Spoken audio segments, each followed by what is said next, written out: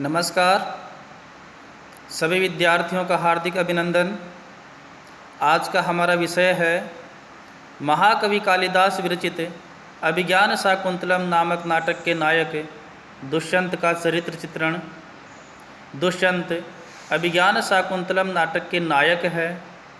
शास्त्रीय दृष्टि से वह धीरोदात्त प्रकृति का नायक है।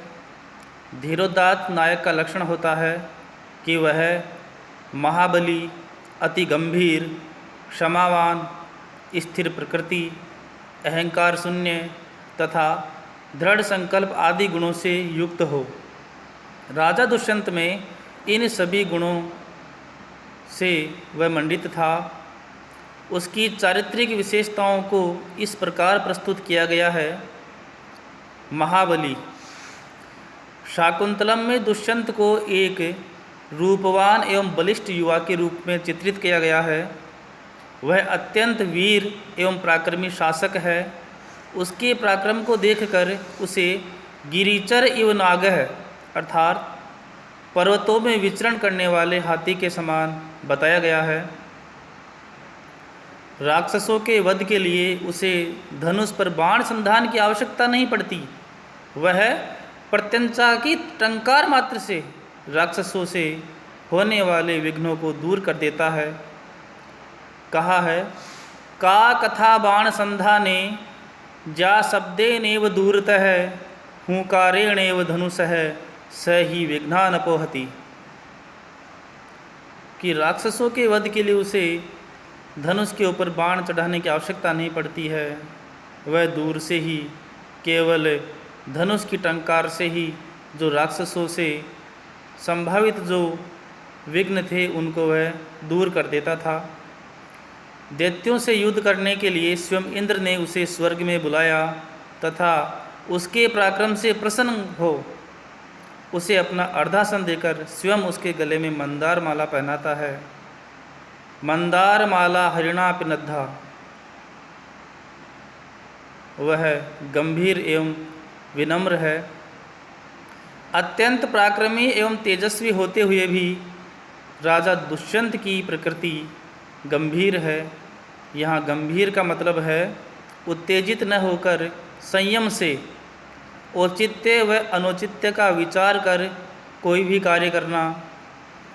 जब राजा को ज्ञात होता है कि शकुंतला ब्राह्मण कन्या नहीं है, तब ही वह अपने हृदय को उससे विवाह करने की अनुमति देता है। पंचम अंक में सारंगरव आदि तपस्वियों के आक्षेप का उत्तर वह अति विनम्रता के साथ देता है। रूपवान और आदर्श प्रेमी है। दुष्यंत का व्यक्तित्व आकर्षक है। वह रूपवान एवं सुंदर युवक है।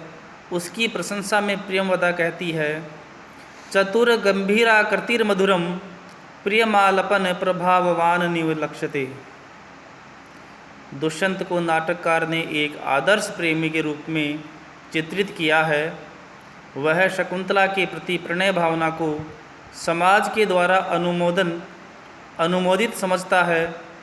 वह उसके कुल, जाति, माता पिता, विवाह आदि के बारे में छानबीन करके ही अपनी प्रणय भावना को आगे बढ़ाता है।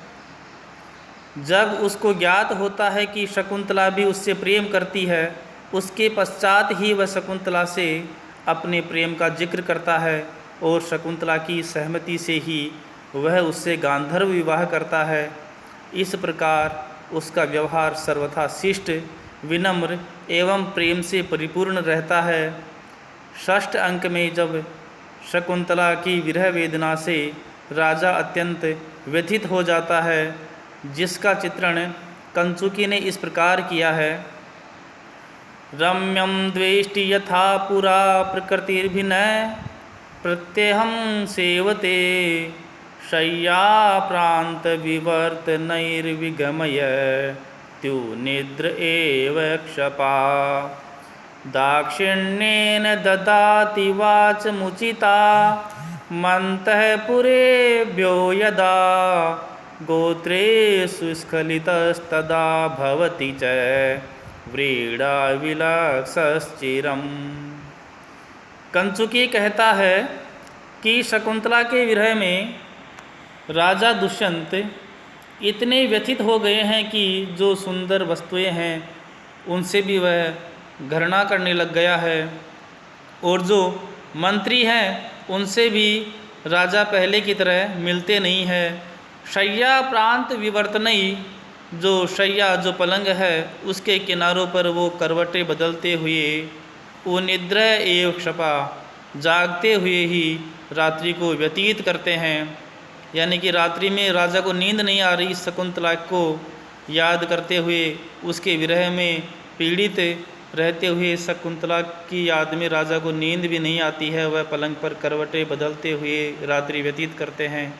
दाक्षिण्येन ददाति वाचम उचिताम अंतःपुरेभ्यो यदा, कि जब अंतःपुर की स्त्रियां कोई बात पूछती है तो उचिताम उचित वाणी से, दक्षिणेन शिष्टता से उन्हें उचित उत्तर देते हैं। लेकिन गोत्रेषु स्खलितस्तदा, लेकिन गलती से उनकी मुख से, राजा के मुख से कभी शकुंतला का नाम निकल जाता है तो वो लज्जा से बहुत ही चिंतित हो जाते हैं। दुष्यंत की इस चिंतनीय दशा को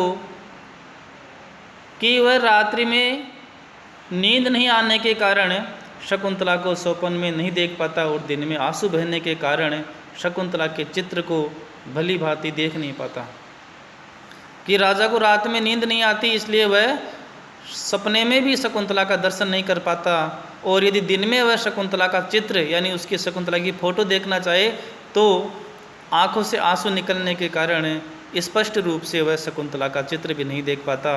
इसके लिए कहा गया है, प्रजागरात खिलीभूत तस्या स्वप्ने समागम वाष्पस्तु न ददाते नाम द्रष्टुम चित्रगतामपि। नाटक के अंतिम चरण में वह अपना अपराध स्वीकार कर शकुंतला के चरणों में गिर पड़ता है, वह वात्सल्य भाव से ओतप्रोत है। कालिदास ने दुष्यंत को एक वात्सल्यपूर्ण पिता के रूप में चित्रित किया है। सप्तम अंक में मारीच आश्रम में अपने पुत्र सर्वदमन को देखकर उसके हृदय में वात्सल्य उमड़ आता है, उसे संतान का अभाव कष्टदायी प्रतीत होता है।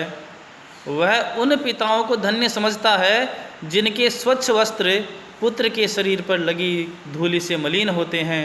कहा है, अंकाश्रय प्रणिनस तनयास अन्वहतो धन्यास तदंग रजसा मलिनी भवंती, कि अंकाश्रय प्रणीनस तनयान वह तो, कि अपने पुत्र को गोद में लेने से जिनके जो स्वच्छ वस्त्र हैं वो उस पुत्र के शरीर पर लगी हुई धूल मिट्टी से गंदे हो जाते हैं, वे पिता धन्य हैं। वह आदर्श राजा है। नाटक में दुष्यंत का चरित्र एक आदर्श राजा के रूप में प्रस्तुत हुआ है। वह धर्म और न्याय के साथ शासन करता है, वह प्रजावत्सल है, प्रजा की रक्षा करना अपना धर्म समझता है।